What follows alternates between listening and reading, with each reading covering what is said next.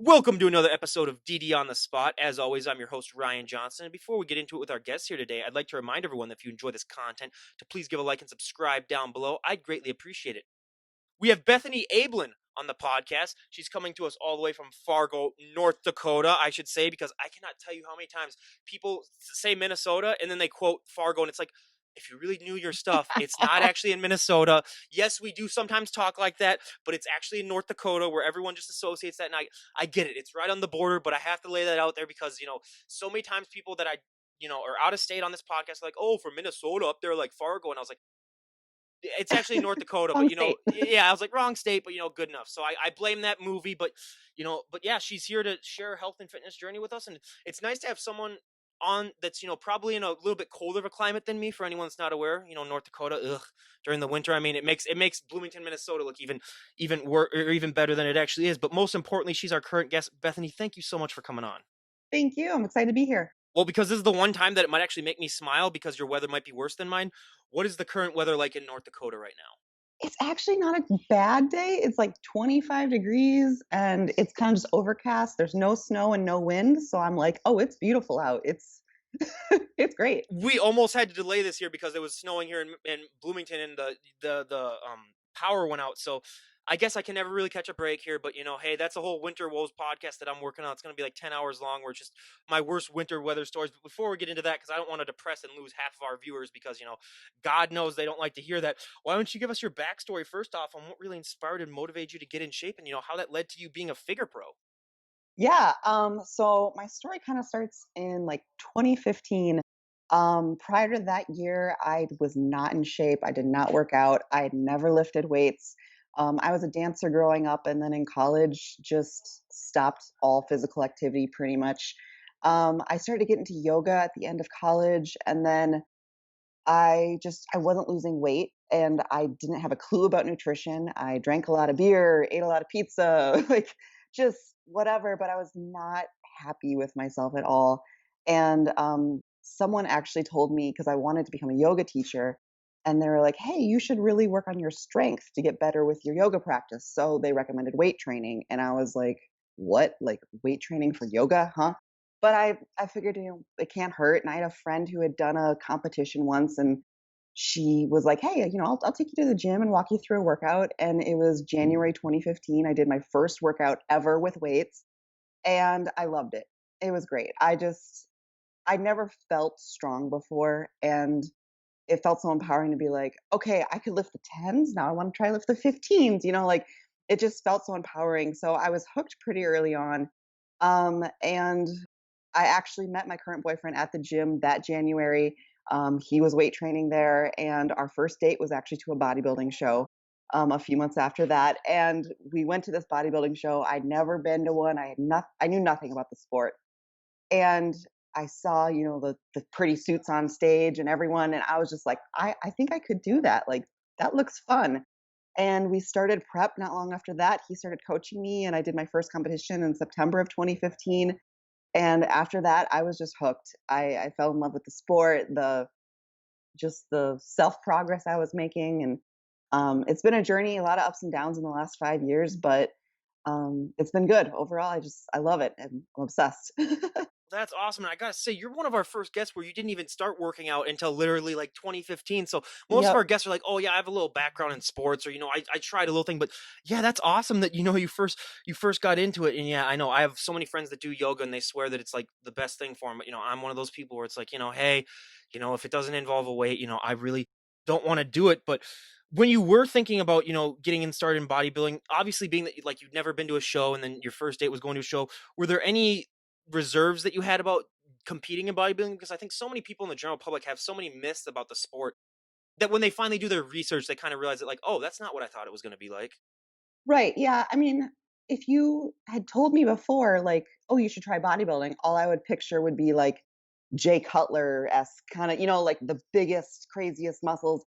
And at that time, I don't think I would have wanted. I don't want to look like that. And obviously I don't look like that, and I was very naive about it. I definitely, some of those stereotypes people have, I definitely thought those same things. But once I saw it in person and got to know some people who competed and saw that, like, oh, like these people aren't freaks. They aren't mass monsters. They're normal. Some of them are. I will have to say Some that. are, Some of yes. them, because I've had some of them on the podcast where I'm like, literally, like, we're not the same species. You're a different species that like was written off. Like I had Andrea Shaw on who just won the Miss Olympia, and I was like, okay, yeah, that's a different human being right there. That's just Right.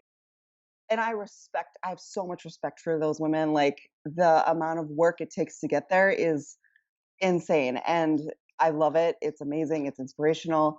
But yeah, I was very naive prior to getting into it, and once I saw it, and like I'm an artist, and I took a lot of like figure drawing classes in college, so I've always had an appreciation for the human body, and I think I was able to translate that to when I was looking at bodybuilding. I wasn't like, oh, that person's like almost naked on stage with big muscles. It's like, wow, look at that shape, look at those lines, the symmetry. I found it pretty easy to see the beauty in it and the art in it, and yeah, so well, and I love to talk genetics on this podcast because so many people have that myth or that belief in them because everyone's on social media where it's like, oh my god, I want his arms, I want her abs, I want their back. People just they don't realize that you can only be the best version of yourself. And I don't know how many times I have to shake them down and just be like, you will not look this way because you do not know what they've done to look like that, whether it comes to their diet or their dedication to and just the amount of working out. But on top of that, whenever someone first gets started working out, they always have that one body part that really, really takes off that they don't have to train as much, and they have that one body part that just lags behind that they have to train to oblivion. I mean, my back was the one that really took off for me just because I had jobs all throughout college of lifting and loading boxes into warehouses because you either got a really nice back or you quit there. But I'm also 6'3", so my legs and my lower body are just absolutely shot. Where I mean, I always said I could inject pure muscle into my legs and they wouldn't grow an ounce. And then calves, that's a whole nother thing where it's like I could do 10,000 calf raises a day and they're not going to see any change. But what were those body parts for you when you were getting started working out? well, the things that come the most, I guess, that grew the easiest for me was probably my back. And I'm very trap dominant as well. Like when I first started training, I was doing a lot of shrugs and stuff, I was and surprised that she was able to find a sweater or whatever to fit her. yeah. And my coach was like, "You have to stop training traps because they grew so easily." So I was like, "All right." Shoulders has always been a good one too. You know, my shoulder development has been good. The most difficult for me too is legs. Um, and I've made some good progress, put a lot into work, 2 leg days a week for the past, I don't know how many years. And I split it. So I have a quad day and then a ham and glute day. And it's definitely the most painful and torturous workouts, but they're the most rewarding as well. So Well, can I say, I mean, it's one of the things that's really shocked me is that some of our guests that have had like really nice traps come on, they do it by accident because like sometimes like either you're curling wrong or you're doing some shoulder shrugs wrong. Where next thing your traps are the one that's super developed because you've been training every other body part wrong. So yeah, that's one area that I really find because I used to have a thing where I was like, I want nice traps, but then I was like, I didn't realize that most people that I follow that had nice traps got them by mistake. They didn't try to get them like that. So that's one thing. But again, I love asking that because it just proves that everyone's body parts are different and stuff, and you're not going to end up looking just like that person if you train just like they did. And it's always an ever evolving thing too when it comes to the training aspect. But I mean, getting into bodybuilding, I always say with that first prep, I mean, that is the really moment of truth for so many people when it comes to just getting into that lifestyle. Because I mean, you could pick out everyone in the general public, and probably like 5% of them would be able to get into that amount of shape that it requires just to be able to get on a prep. But when you're on a prep, everything is just so specific and everything is just so scientific where you got to get your lifts in, you got to get the right amount of sleep, you got to get the cardio. What was that adjustment like for you when you went from sort of like you said, like beer and pizza, I mean, typical Midwest diet really, to really that structured and strict lifestyle? yeah, it was a big change. It was very challenging. My first prep, I still remember it did not go smoothly. There was a lot of bumps in the road. There was a lot of like, I'm going to eat half this box of cereal, at 10 p.m. because it's there. And it started to teach me about self-discipline because I'd never had any when it came to food. Um, yeah, it was hard. It was really hard. And even the concept of weighing my food and all of that, I was like, what do you mean I have to eat, like 5 ounces of this?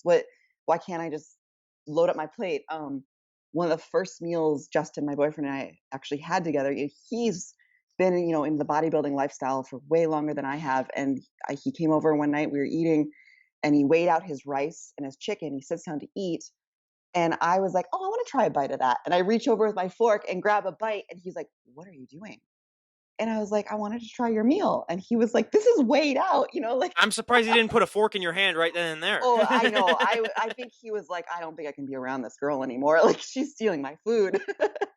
But then, it just took me to realizing like, "Oh, this is important and this matters." And yeah, so I mean, that's the one thing that the general public doesn't understand. Because, like I told you before, you mentioned bodybuilding to someone who's just, your average Joe, and they're like, "Oh, those are the people that just work out all the time and they go on stage and they pose and stuff." And it's like, yeah, the nutrition and the diet is a really, really big part of it that I think a lot of people don't grasp as much as they should. But a myth and stereotype that I bust on every single podcast because it's so important to me to do it is, we talked about this before we got it started, where, it's gotten better the last 5 years due to Instagram, but there's still so many people that have that myth that, if I go to the gym and, if they even look at the dumbbells, they're going to, gain 50 pounds of muscle. It's like, I got to run to the cardio. I always tell the story of when I was in college, we'd have the track above the gym and then the gym down below. The gym would be like, 95% guys, and then there'd be like one or two girls that were brave enough to go in there. And then the track above would be, 95% girls. And then I'd be one of the guys that would do my cardio before working out. But did you ever have that fear when you were getting started? And even if you didn't, I mean, I bet you still hear that all the time, especially now that you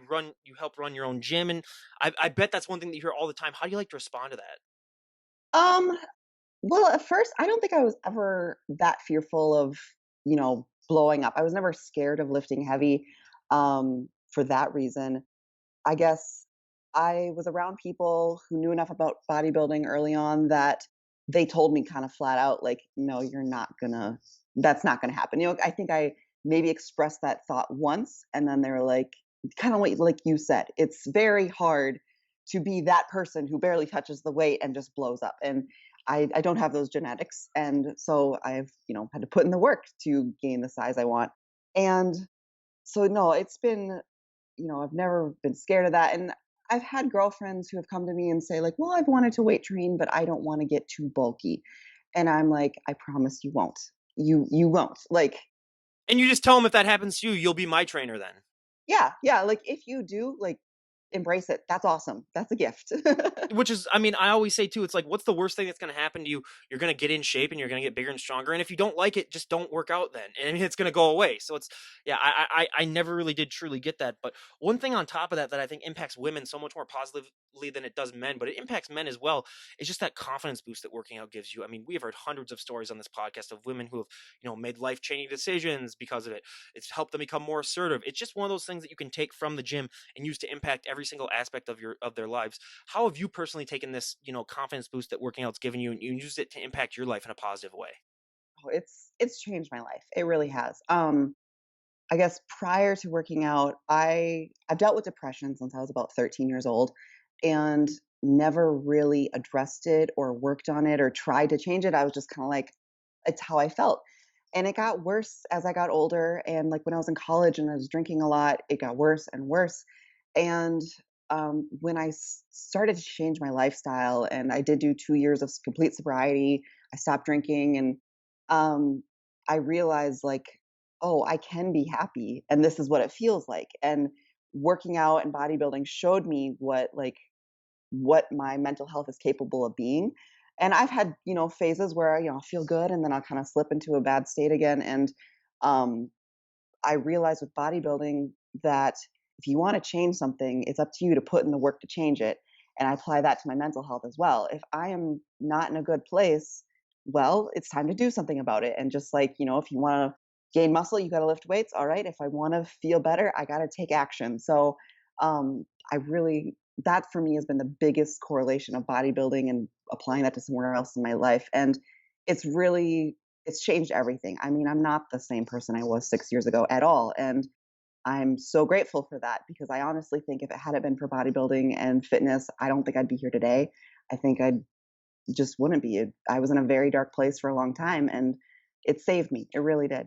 Well, yeah, that's almost my same story too. Where yeah, it really is just a life changer too, and it just that confidence boost. I mean, it makes a world of difference in people. But when you were getting started with bodybuilding, were you always a figure girl, or did you start out in bikini and move up to figure? What was your journey like with that? I started in figure right away. My first show was figure. I've always been a little wider up top, and so with my natural shape, Justin said right away, like, "You're meant for figure." And also, I don't think I have the sass to do bikini. I respect the bikini girls for their posing so much. I've tried it because I do eventually want to get into posing coaching. So I'm like, all right, I better learn to pose, for the different divisions. So when I practice bikini posing, I feel like the biggest imbecile. I'm just like, I can't. I'm just, it's not my thing. So I've been figure since day one and I love it. It's the division I want to stay in for a long, long time. So yeah. Well, you're lucky that way then, because most of the guests that I have on, yeah, like they either start out in bikini and then they move up. But Hmm. yeah, you do have to have that sass, and that's what I always ask them. I was Yeah. like, did that ever come natural to you, or is that something that you really had to develop? But that's the one thing about that division that anyone from the outside looking in, I think, would really, not be aware of until they really got into it. But I mean, now we get into the number one thing that I would have never guessed in a million years, and you alluded to it right when you talked about is that for so many of these competitors, posing is the hardest thing. It's harder than your working out. It's harder than your nutrition. I like to compare it now to being a perfect driver, where you can be a great driver, you can never be a perfect driver. You can be a great poser, you can never be a perfect poser. It's always ever evolving. What has your experience with posing been like? Um, Posing has been good. I the first year, I hired a posing coach, and then after that, Justin's been my posing coach, and um, we live together. So I literally live with my coach. So there are little things where if I start to slack, he knows. and and I do see the value in posing. So, when I'm on prep, it's every single day, after my workouts while I'm making my, last meal of the day, I'm in the kitchen with my heels on practicing and it's definitely a challenge. It's something like you said, it's ever evolving. I'm still working on it and I know, it's something I really want to nail for my pro debut. So it's going to be it's a lot of work for that too. Well, and the moment I saw your profile when I was looking at people to talk to, I was like, "Oh God, figure competitors." So the number one thing that we hear from figure competitors is the hardest pose for them is flaring your lats, just because it's something that it doesn't come naturally, especially for women too. For some people, it takes years to really develop that. And what was that process like learning to flare your lats? Because for some people, I mean, that is just the bane of their existence. Yeah, that one actually came pretty naturally to me. I I was just able to. I don't think it took me very much time at all to get the hang of flaring my lats. I have a harder time with my back pose with, staying upright and getting my hamstrings showing. And so that's, in my opinion, my weakest pose I need to keep working on the most is my back pose. Well, what's your relationship like with those damn high heels that they make you wear? I've gotten used to them. I know this morning I did my check in and I was walking around the kitchen in those, and I'm just like, God, these things suck. But it is what it is. Um, like at the national shows, they don't like glue you into your suit till you have your shoes on. And so a lot of times you end up wearing your heels around backstage for an hour. So I've kind of gotten some stamina in getting used to wearing those. I mean, I always said, don't these competitors go through enough where it's like, and then you got to make them wear those high heels on stage. Yeah. It's like, come on. But yeah, it's just the little things that go into the sport that people just do not realize. But also, when you're stepping on that stage, what is that feeling like for you, knowing that, I mean, you've put months upon months of hard work into this look, and you're finally able to show it off now in front of, all the people that have really, really been with you a lot of the times. And it's just, for so many people, it's a surreal feeling. But what's that like for you? It's my favorite feeling in the world. Like um the the moment where you're lined up and you're ready to go on stage and even, they walk you to the steps right before. And I love just standing there and I can see the class ahead of me finishing up. And it's like the adrenaline is going and you're excited. There's music, you hear the announcer, and the crowd is out there. And it's that is what I live for. Like that is the moment where all prep, I'm looking forward to that. And when I get there, I get kind of emotional, honestly. Like I could cry during that. I'm just like, and I always just remember to kind of pause and be like, I'm so grateful I'm here. This is, what I've been waiting for, and just be present and be like, acknowledge that I'm here. So soak it in and take some deep breaths. Cause of course, you're pretty nervous and everything. And um, just be in the moment because that's what it's all about. I love that moment. I mean, I can only equate that to when I was really pitching during like state tournaments and stuff. But yeah, and I always say if you can find that moment in life, I mean, just keep doing it because that's a rare thing for a lot of people to find. But what was that moment like when they called your name and you realized, oh my God, I'm a pro now? Because for anyone out there, I mean, winning your pro card for a lot of these competitors is the highlight of their career, just because that's the affirmation that all that hard work that they put in the gym has finally paid off. Yeah, I mean, I think I was crying on stage. When they announced, you know, that I had won my pro card, I couldn't believe it. It was like it was a goal I wrote down before my first ever competition. I wrote that I wanted to turn pro. I didn't put a timeline on it, because I know it takes a long time. But it's something I've always been dreaming of doing, and it's some days it still doesn't hit me, that I'm like, oh, I'm an actual IFBB pro, and when I watch the Olympia, I'm like, those are competitors I'll be stepping on stage against, and that kind of freaks me out. I'm like, oh my god, like, which is it's also very motivating because it's like, all right, like you're a pro, let's train like a pro, let's be a pro, let's bring a pro physique to you, let's work on it, and it's exciting. But yeah, that moment was just one of the best of my life. Well, and especially when you become a pro, you become a little fish in a big pond as opposed to the big fish, little pond. So, how did you mix up your training and just every aspect of your life when you turn pro? Because a lot of people, I mean, they don't realize that's when the real work begins, really. Yeah. Well, it's still pretty new. Like I just turned pro in was it November? Oh, wow. And yeah, so at nationals, yeah, so I'm a pretty fresh pro. She's still on And cloud nine, basically. It I hasn't it know. hasn't died off on her yet. Yeah. Yeah, so but I definitely I um even before I turned pro, I was like, I want to train as though I'm training for the pro stage. And that mindset helped me a lot to get ready for nationals because it was like, I don't want to just be competitive at a national level. I want to be competitive at a pro level.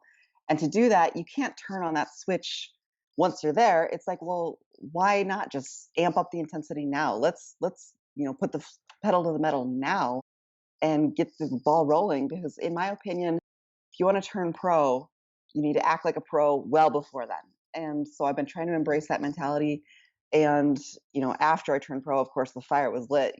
Let's hit the weights. Let's do this all. It's, a huge surge of motivation. And I've been training with my coach more than I had before, which he always knows how to push me and make sure, we're leaving 150% in the gym. And I have not been so sore. Like I'm just today, my back is so sore because he just killed me the other day, and it was awesome. But I'm like, all right, a full year of this because I'm doing a full year off season, which I've never done before, and I'm really excited to see what we can do in a year. So That's incredible, and yeah, that's great that you're taking a year off because I think so many people when as soon as they get their pro card, they just think, oh, I got to compete, next month basically, then and get right into it. right. Where it's like, then their career sometimes doesn't last as long as it would because your body just isn't meant to be like that. But that also goes in perfectly with my other myth and stereotype that I love to bust because so many people I think have that belief that that look that you present on stage is going to be sustainable or that you're able to maintain that year round, and that's not true at all. Now, some people try to do that, and some of them are able to keep it for a little bit longer, just genetics and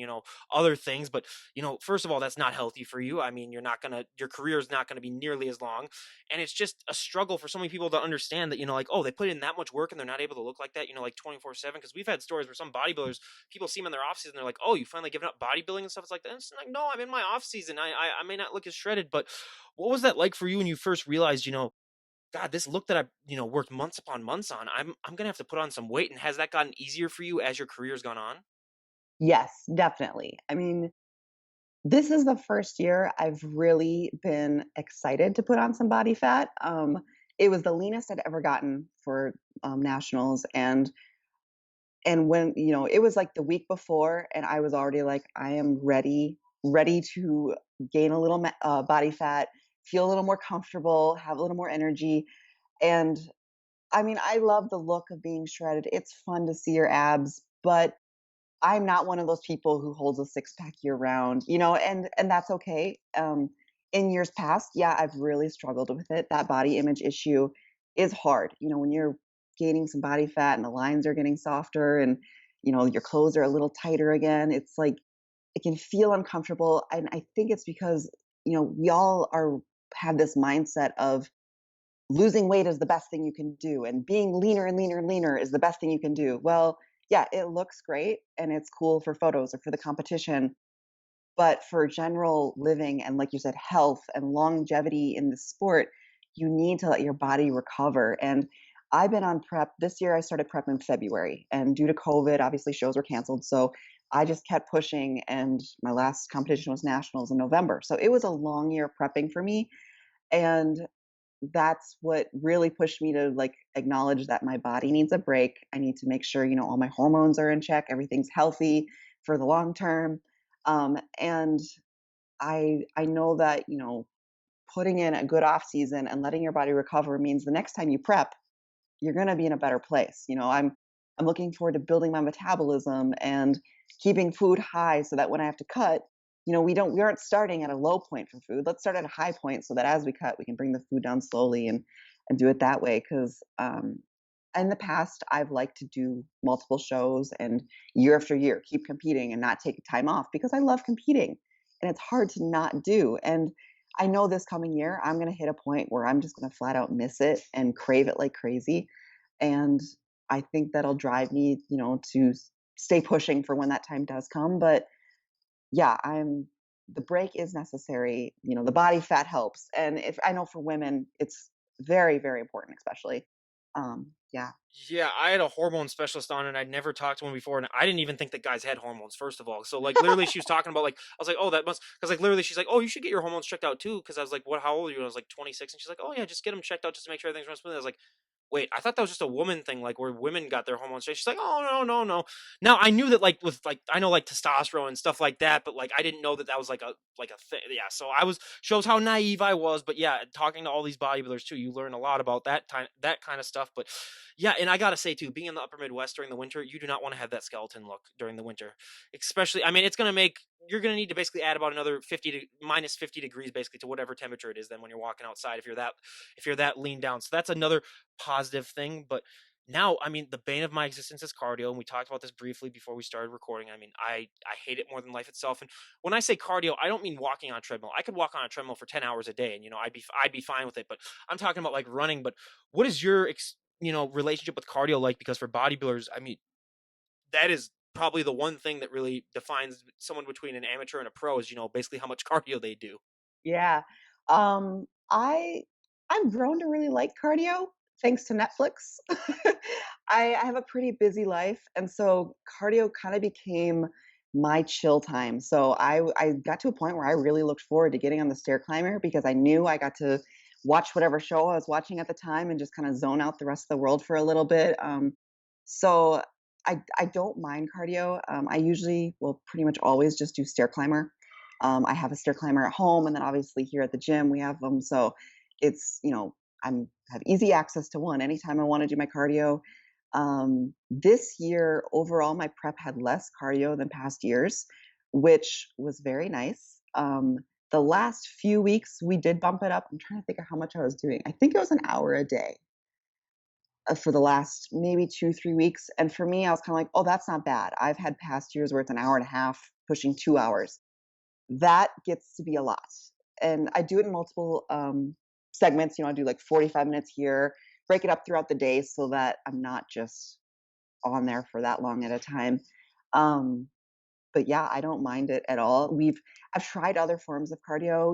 We've done spin bike, I've tried some hit, and just for me, for what I enjoy doing and what I will do and like put the most effort into, I can get on the stair climber and I can bump that level up and I can just go at a fast pace for a while. And yeah, I'm dripping sweat and breathing hard, but I'm just in a good place. So Yeah, I mean, biking for me is like the only thing, and I mean outdoor biking. I can never do any of those stationary inside bikes. But the only problem with that is that like for every winter you're not able to do it, and then the first few rides of spring, your butt just becomes so sore. So literally, it takes you like 2 weeks to get used to that. Where literally you can't even like sit down on the seat anymore because like it hurts way too much. So that's the only problem. But yeah, Netflix too has helped me a little bit. But the problem is that like I ran out of TV shows and movies to watch. So luckily with this new year, more stuff has come out now on like HBO and Netflix. So I'll be good to go for cardio again. But the most important thing in this lifestyle, I don't care what anyone says, is sleep. And I will defend that to the death because if anyone says anything different, I always tell them, oh, hey, so here's what you do. You pull an all nighter and then go to the gym and then tell me how you feel. And I did that twice in college. And, I lasted about halfway through the workout and I was like, screw this. I got to go.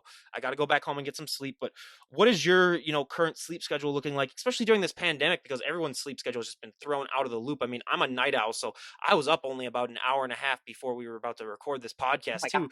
So yeah, well, it was New Year's, and I stayed up to like true, 3 a.m. and I yeah. didn't even watch the ball drop though. So for anyone wondering when this is recorded, this is New Year's Day. But so what is your relationship with sleep like, and how do you like to get that proper amount of sleep? Because especially being a bodybuilder, I mean, your sleep is 10 times more important than the average person.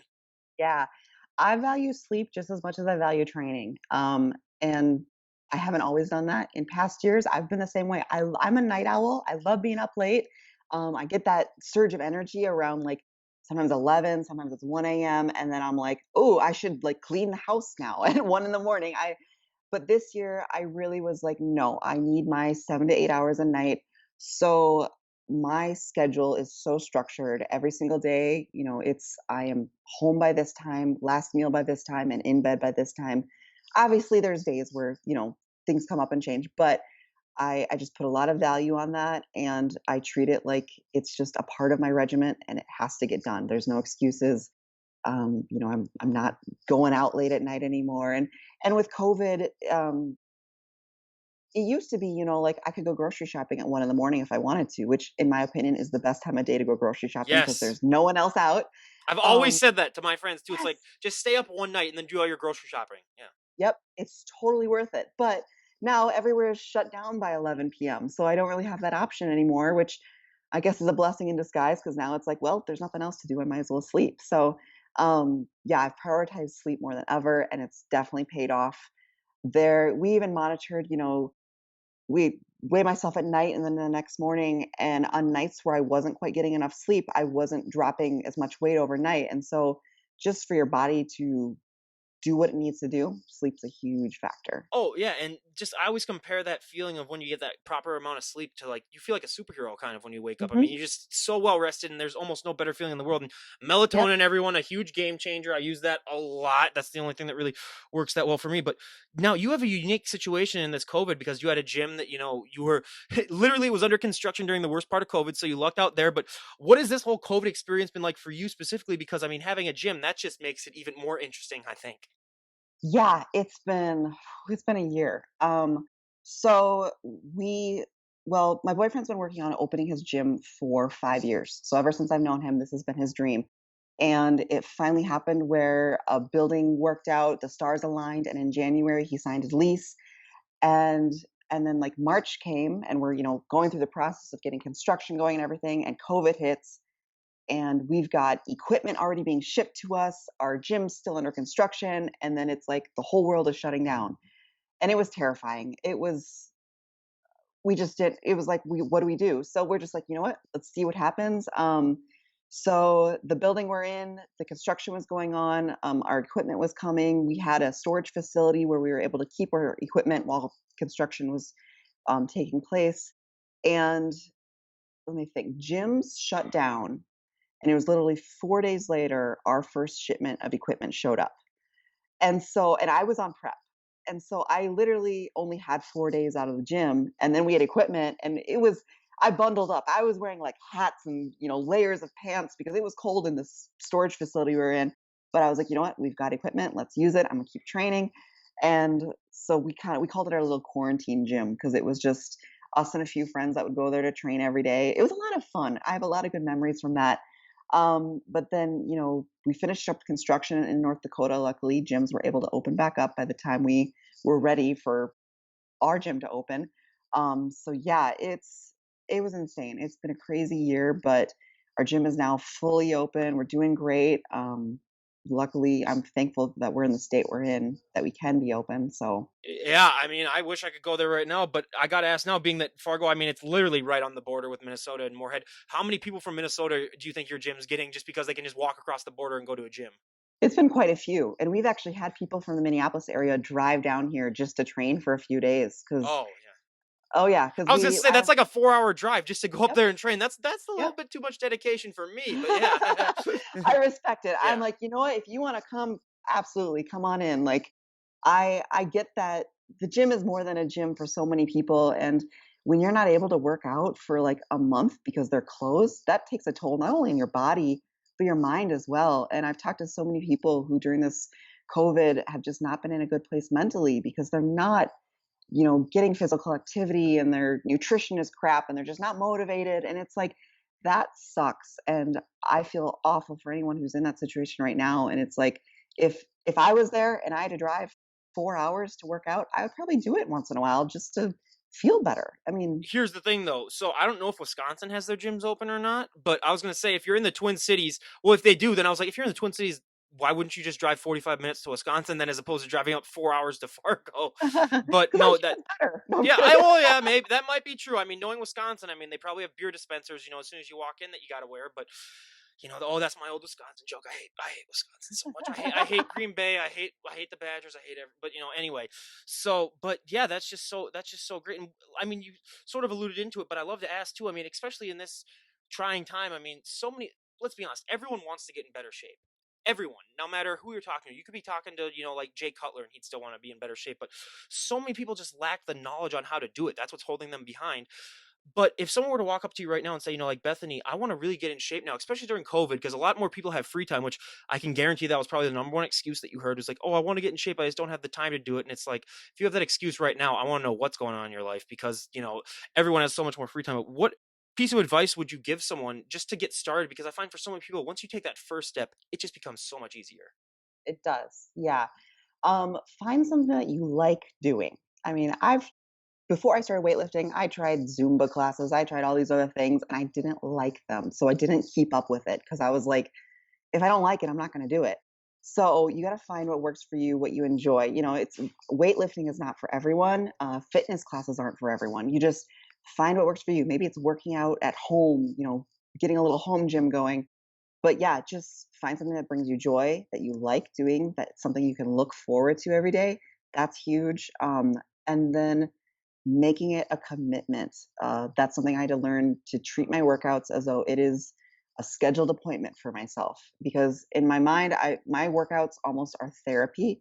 So I'm like, hey, I have a therapy session today out there in the gym. And it's a priority to feeling good. And once you get going and you start to either see results or even the way you feel starts to change, it becomes addicting. It really does, I think. You start to chase that good feeling, those endorphins, all of it. Yeah. Even runners, you hear about the runner's high, which I can't comprehend. I don't run. I don't think It, I'm it, not it's that a it's a mental disorder. I mean, these people need our help and care, really. right. But I'm like, hey, at least you're doing what you love and you're getting something out of it. It's get your body moving. Even like with my mom, she's once in a while is like, "Oh, I wish I was more active," but I'm like, "Go for a walk, get outside," and she does that, and I'm just like, "Yes, good," and she always feels better after. It's the little things. That's my So piece of advice too. Yeah, just start walking. I mean, if you have able-bodied legs, I mean, that's the simple and easiest thing you can do in it, and it really does help. But now I would get, absolutely tarred and feathered by my guests here because the moment that you said that your shoulders were one thing that really took off for women, that is the number one thing that I think they struggle with when I hear all the time. It's like, oh, my shoulders didn't really work. So, what does a shoulder workout look like for you? Because I mean, I can guarantee, there'll be people in the questions down or in the comments down below being like, if I didn't ask that, I'd be like, Ryan, we hate you for not asking her how she got her shoulders. We're trying to do it. So, what does that look like for you? for shoulder day, let me think. I mean, I hit, all three heads of my delt. I think there's three. I'm not a trainer, so sometimes I So say hit no, that's about another thing full. too is that so many people do not realize that yeah, there are three parts of the shoulder too. Which I mean, so many Yep. people are just like, oh, I'm just gonna work my shoulder, and it's like, well, what part of it then? And they're like, what? Right. Yeah, Right. Yeah. So I make sure I'm always hitting three parts. I warm up is huge. I can't start a workout until I've done some band work, some, light reps of laterals and presses. I do, several variations of presses, whether I'm on a shoulder press machine, I do dumbbell shoulder press. And then, we have a great lateral machine here, and then I'll do dumbbell laterals. Try to think basically like the core shoulder movements. I'll do a few variations of those. Most of my workouts have between 6 and 8 lifts. Um, the one thing I see a lot of, not a lot, but some competitors do is they don't push the weight. They get to a weight that, like, oh, I could do 8 reps. It was easy, but your eighth rep looks the same as your first rep. Well, that's cute and all, but like you could do more. So I really, my last couple reps of almost every set are a grind. And I log all my workouts, and every week I look at what did I lift last week, and we're either going to up the weight or up the reps or slow down the reps. Sometimes I'll make a note of like, oh, you were cutting them a little short. Let's get some better depth. Things like that make a huge difference for sure. well, and that's just so great. And two of the questions that I also love to ask before we wrap things up is, if someone were to walk up to you and say, Bethany, we made the decision, you can change one thing about the sport of bodybuilding, and everyone would go along with it. What would be one thing that you would like to see changed? Ooh, changing it. Whew. Um, God, I don't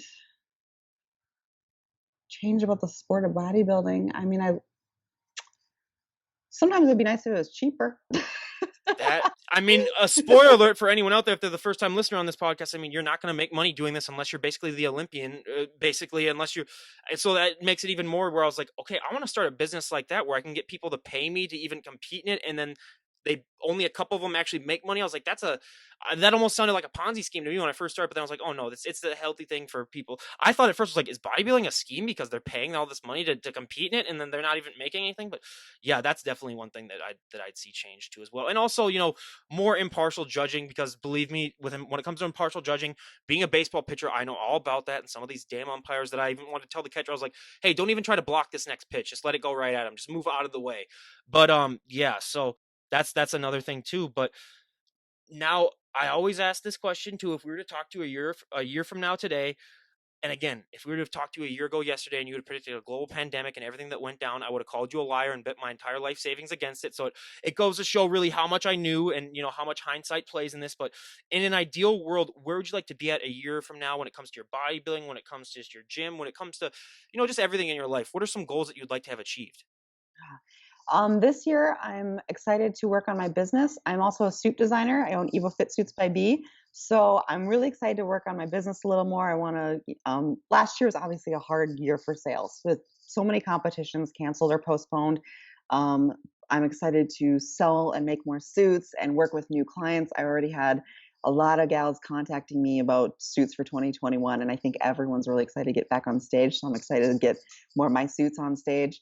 With the gym, we're working to just keep building our member numbers and keep it a great facility. We love it here. My boyfriend's going to be coaching a lot of competitors who are doing shows all over the country. So I think this year is going to have quite a bit of travel for me as well because I always go to those shows. Um, and then as far as bodybuilding, this time next year, I'm hoping I will have my pro debut picked. I'll probably amping up to start that prep or maybe have already started it, depending on when that show is. Um, I'm hoping to have put on a good amount of muscle mass by this time next year. And yeah, I'm really excited to see where I'm at. It's going to be a good year. I have a good feeling. That's great. And I'll leave a link down below to her posing suits too and to Thank you. everything. And lastly, is there anyone that you'd like to give a shout out to before we wrap things up? My boyfriend and my coach, Justin Michaels, Evolution Fitness is our gym here in Fargo. He's been by my side throughout this entire journey. We've had a lot of ups and downs. He's a fantastic coach. He's even a better boyfriend. I love him to death. But I gotta give him. I wouldn't be here. I would not be bodybuilding if it were not for him. I gotta give a shout out to the supplement store I work with, Lakeville Nutrition. They are awesome. Casey, if you ever need anything, hit him up on Lakeville, Instagram. Minnesota. Yeah. So that's about it's about 20 minutes below me, and they always beat us in sports too. So thanks for bringing that up. But no, I'm just kidding. But yeah, that's No. awesome. Yeah, no, they're awesome. Yeah, and just the community we have here at our gym is amazing. I've had so much support from gym members here and met a lot of new people this year, and it's been a good one. So I'm just really grateful for every opportunity that's come in. That is so great. And again, you guys go and give her a follow and all that. I'll leave all that stuff down below. And buyer beware, you will be inspired to, get in shape and stop eating those Twinkies and, get off that couch. But again, Bethany, we cannot thank you enough for coming on and sharing your story. And we wish you nothing but the best. And I look forward to having you on a year from now talking about, when your pro debut is gonna be. But again, thank you so much for coming on. That'd be awesome. No, thank you. This was fun. Absolutely. Well, again, you guys, this is Ryan Johnson, DD on the spot, signing out. Have a great day, everyone.